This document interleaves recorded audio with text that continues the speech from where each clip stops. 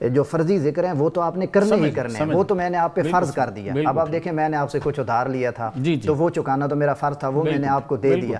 اس کے بعد درجہ آ جاتا ہے احسان کا، اس کے بعد پھر درجہ آ جاتا ہے ایثار کا۔ اب احسان تو یہ ہے کہ جو فرضی ذکر ہیں وہ تو ہوں ہی ہوں، وہ تو ابلیگیٹری ہیں، پرائمری ہیں، وہ تو ضروری ہیں، نیسیسری ہیں، لیکن بندہ مومن تو ہر حالت میں، جس طرح ڈاکٹر صاحب نے کہا تھا کہ ہاتھ کار وال اور دل یار وال، کہ ان کا دل جو ہے وہ ہر وقت اللہ تعالیٰ کے یاد میں تڑپتا رہے۔ ڈاکٹر کوثر عباس صاحب یہ ارشاد فرمائیے کہ قرآن میں ہے فَإِذَا قَضَيْتُمُ الصَّلَاةَ، جب تم نماز ختم کر لو فَاذْكُرُوا اللَّهَ، تو اللہ کا ذکر کرو قیامًا وقعودًا وعلی جنوبکم۔ ہم نے انٹرو میں بھی ذکر کیا کہ کیسے ذکر کرو، قیامًا وقعودًا وعلی جنوبکم، کھڑے ہو کے حالت قیام میں، قعدے میں اور لیٹ کے۔ بالکل اسی طرح دوسری جگہ پہ ہے فَإِذَا قَضَيْتُم مَنَاسِكَكُمْ فَاذْكُرُوا اللَّهَ، کہ جب تم مناسک حج ادا کر لو پھر بھی اللہ کا ذکر کرو۔ تو یہ ارشاد فرمائیے کہ یہ دونوں، نماز بھی ذکر ہے، اقیم الصلاۃ لذکری، اللہ نے قرآن میں ارشاد فرمایا ہے، بالکل، حج بھی اسی طرح ذکر کی ہی ایک صورت ہے۔ تو ان عبادتوں کے بعد پھر بھی اللہ تعالیٰ فرما رہے ہیں کہ ذکر اللہ کرو، تو اس کی کیا اہمیت ہے؟ جی اصل میں آپ نے جو سوال کیا ہے اس کا جواب بیسیکلی اس سوال کا جواب بھی ہو جائے گا کہ اللہ تعالیٰ کا ذکر کرنا جو ہے وہ دوسرے معاملات سے کٹ آف ہونے یا فرار ہونے کا نام ہے۔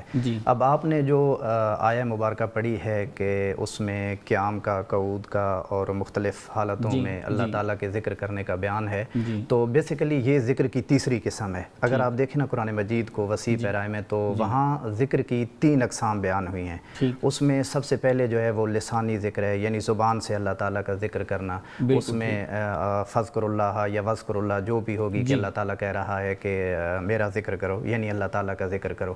اس کے بعد دوسرا درجہ آ جاتا ہے قلب کا، اور اسلام میں دیکھیں نا زبان اور دل کا آپس میں بڑا تال میل ہے۔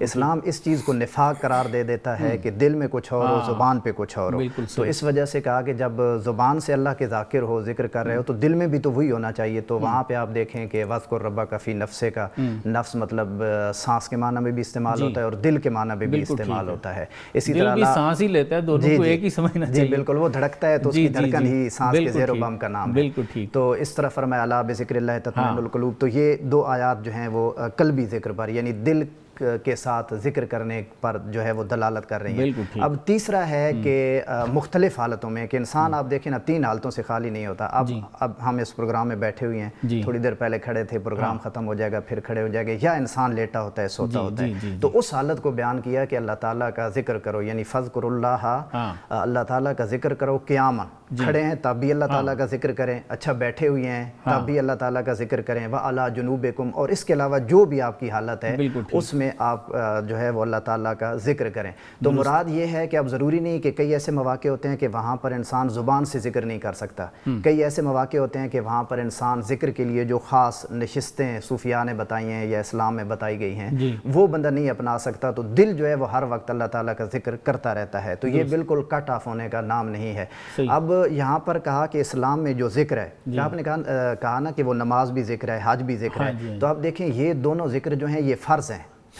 اب اگر میں حج نہیں کر سکتا، میں صاحب استطاعت نہیں ہوں، تو کیا پھر میں اللہ کے ذکر سے محروم رہ جاؤں گا؟ وہ تو وہی کرے گا نا ذکر، یہ ذکر اسی کو نصیب ہوگا جو صاحب استطاعت ہے۔ اسی طرح نماز جو ہے وہ بھی اللہ تعالیٰ کا ذکر ہے، لیکن نماز کے بھی 5 مخصوص اوقات ہیں، تو اس کے علاوہ پھر بندہ کیا کرے؟ بالکل خالی رہے، فری رہے، شیطان اس کا جو دل ہے وہ شیطان کا گھر بن جائے۔ تو کہا کہ یہ دونوں بھی ذکر ہیں، لیکن یہ ذکر از قبیل اذکار، یعنی ان اذکار میں سے ہیں جو اللہ تعالیٰ نے فرض کر رکھے ہیں۔ اچھا کچھ ذکر وہ بھی ہیں جو اللہ تعالیٰ کی طرف سے فرض نہیں ہے، وہ آپ نے خود کرنے ہیں اللہ تعالیٰ کا قرب حاصل کرنے کے لیے، نفلی اذکار۔ جی نفلی اذکار ہیں، تو یہاں اللہ تعالیٰ نے ان اذکار کی طرف جو ہے وہ توجہ دلائی ہے۔ اور یہ جو کہتے ہیں نا کہ فرار ہونا، آپ مجھے ایک اللہ تعالیٰ کے بہت بڑے ولی ہیں، ان کا نام اس وقت میرے ذہن میں نہیں آ رہا، تو وہ کہتے ہیں کہ میں نے ایک بہت بڑے تاجر کو دیکھا کہ جن کی تجارت جو ہے نا وہ براعظموں تک پھیلی ہوئی تھی اور دولت شمار قطار سے باہر تھی، لیکن جب میں نے ان کے دل پہ نظر ڈالی تو ان کا دل اللہ تعالیٰ کی یاد سے آباد تھا۔ اور میں نے ایک ایسے نمازی کو دیکھا کہ جو 5 وقت کا نمازی تھا، لیکن اس کا دل جو تھا وہ اللہ تعالیٰ کے ذکر سے خالی تھا۔ تو یہ اس طرف اللہ تعالیٰ نے جو ہے نا وہ رہنمائی دلائی ہے کہ جو فرضی ذکر ہیں وہ تو آپ نے کرنے ہی کرنے ہیں، وہ تو میں نے آپ پہ فرض کر دیا۔ اب آپ دیکھیں میں نے آپ سے کچھ ادھار لیا تھا تو وہ چکانا تو میرا فرض تھا، وہ میں نے آپ کو دے دیا۔ اس کے بعد درجہ آ جاتا ہے احسان کا، اس کے بعد پھر درجہ آ جاتا ہے احسار کا۔ اب احسان تو یہ ہے کہ جو فرضی ذکر ہیں وہ تو ہوں ہی ہوں، وہ تو obligatory ہیں، پرائمری ہیں، وہ تو ضروری ہیں، necessary ہیں، لیکن بندہ مومن تو ہر حالت میں، جس طرح ڈاکٹر صاحب نے کہا تھا کہ ہاتھ کار وال اور دل یار وال، کہ ان کا دل جو ہے وہ ہر وقت اللہ تعالیٰ کے یاد میں تڑپتا رہتا ہے۔ ڈاکٹر صاحب آپ کا پوائنٹ آ گیا۔ اب خبر آپ کی دسترس میں، ہر وقت بر وقت۔